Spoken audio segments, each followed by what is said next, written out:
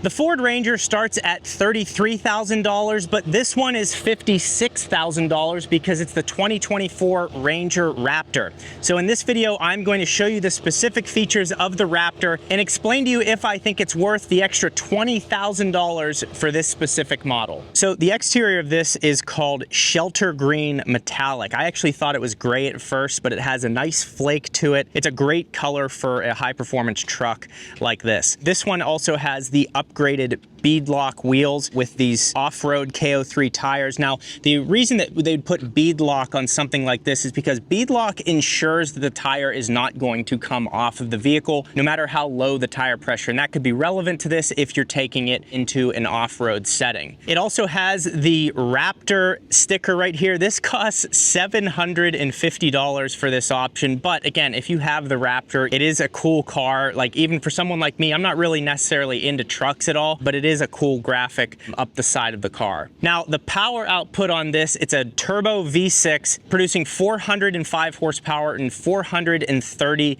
pound-feet of torque. You also have their performance LED headlights here, which I think look really nice. The other thing I love about the Ranger is the size of it. So with a 0 to 60 time of 5.8 seconds, that's really not all that impressive on paper, but it actually feels peppy as you're even in slow acceleration. It's not like you really have to get into it. It has good pickup and the exhaust sound is incredible. Let's take a listen to the exhaust sound right now because it's valved and there are multiple different settings. All right, so on the steering wheel here, you can see that it has the exhaust, has suspension and steering, and then there's an R button. So with the exhaust button, when you click it, you can see we're currently in quiet mode, there's normal mode, there's sport mode, and there's Baja mode. So I'm going to do a rev in each of those modes so you can see what the difference is, starting in quiet mode.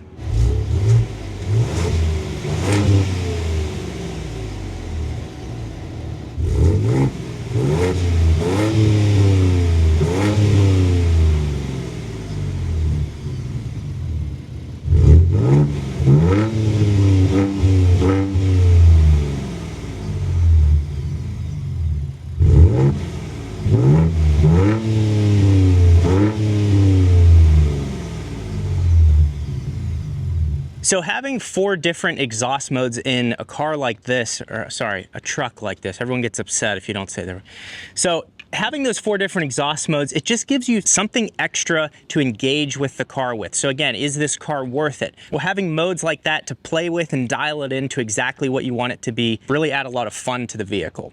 Now, the other thing is when we go into the interior a little bit more, you see that there is no ventilation in the rear of the car. So if you have kids, there's nothing back here to cool them down. Now, with that said, the air conditioning in this thing blows unlike anything I've ever felt before. Extremely cold, and because the cabin is so small, that's probably more than enough to cool it down back here. But just something to note if you do have young children. Now, I'm 6 feet tall, so how is space in the back with a hat like this? This nice cutout in the back of the seat gives your legs an incredible, probably an extra 3-4 inches of room compared to if it didn't. And there's plenty of room down here. There is a hump in the middle, so not great for someone sitting in the middle, but you could do it for short distances. Back of the car is very plain. You have USB-A, USB-C, and a 120 volt in the back here, which is very useful, having an AC 120 with a 400 watt max, it says.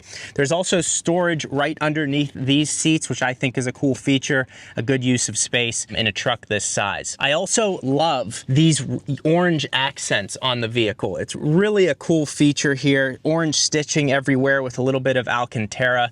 So I think that that is a really nice touch that they've done throughout the cabin. Maybe it's a little much on the vents or whatever, but that could be fixed in the aftermarket. I think it's done really well. The seat quality, very comfortable seats. And also this car has 7,000 miles on it.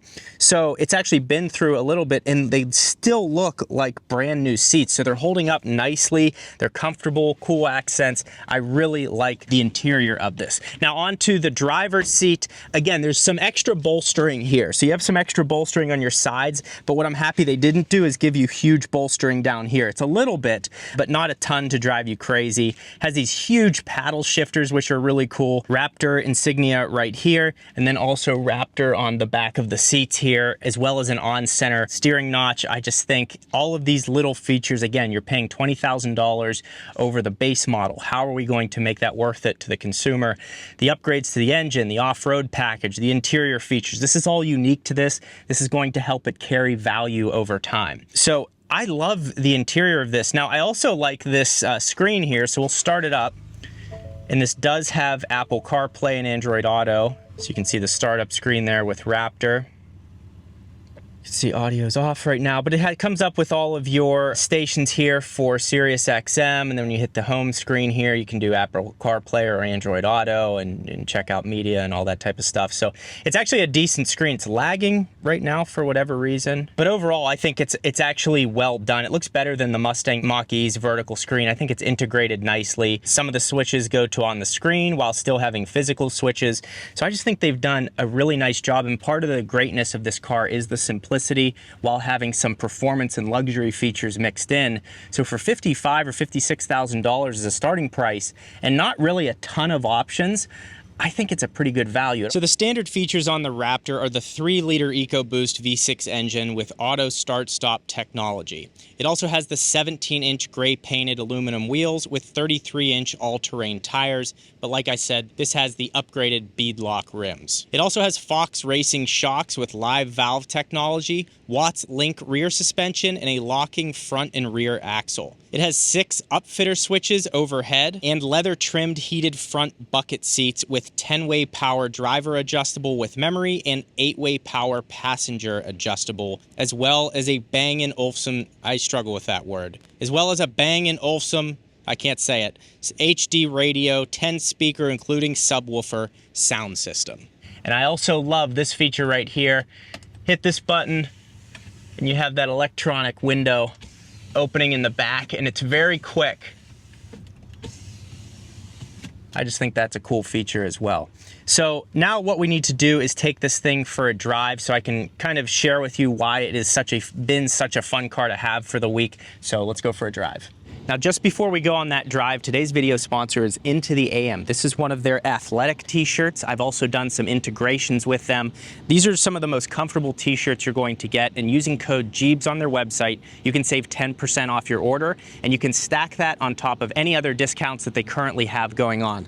I absolutely love these shirts for going to the gym. They're basic tees for going out. You can get them with or without the logo. They have them in 3-packs, 6-packs, 12-packs, 1,000-packs, as many shirts as you want, they have them. They're just extremely comfortable. I've had these for years. I've been working with them for 4 years now. They're one of the original sponsors on the channel. I've continued to work with them because thousands of you have purchased their t-shirts, their shorts, all of their stuff is just really well done. And I only show the things on their website that I would actually use. And their athletic t-shirts and their basic t-shirts are my favorite. So I highly recommend these. Go to intotheam.com, use code Gjeebs. I will have it linked in the description below. What you can adjust that I like, and it's right on the steering wheel here, is your steering weight, your suspension feel, and your exhaust. And then you also have R mode. So when you click R mode, then it says if you press R mode again, it takes you into my settings, so you can customize the setup there. But like I said, listen to that. It's just, I mean, the exhaust sound, it's peppy. I wasn't flooring it there, and it has kind of these aggressive shifts. Now, I am in R mode, so we're in its most aggressive mode, so let's... So, like I said earlier, the air conditioning, it's 100 degrees outside, and the air conditioning is working incredibly well. So, as far as you people being comfortable in the back, it probably has more than enough power here. The ride quality is really nice in this thing. Again, you have a huge suspension on it, you have a lift on it, you have the bigger off-road tires. It's just like a really I'm surprised how much I like this thing, because it's got these performance features. We'll go into manual mode here. We're in first gear.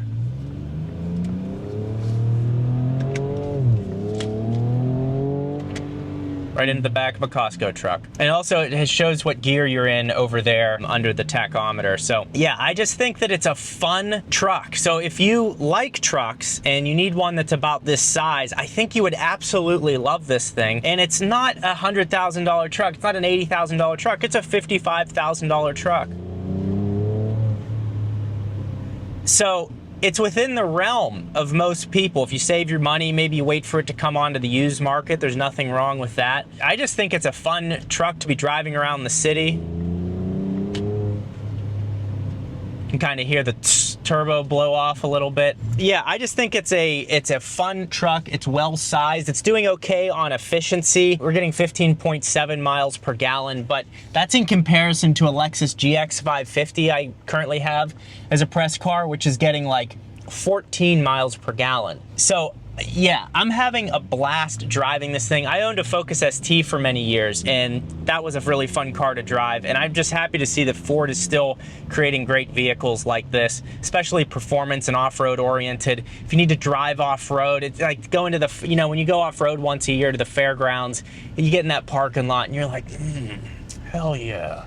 So I'm a huge fan of the Ranger Raptor. Now, surprisingly, I actually own a truck. I'm leasing a Rivian R1T. They have some pretty good lease deals out right now, but they don't tell you everything up front. So here's what I pay for my lease on my Rivian R1T. You might want to check that video out.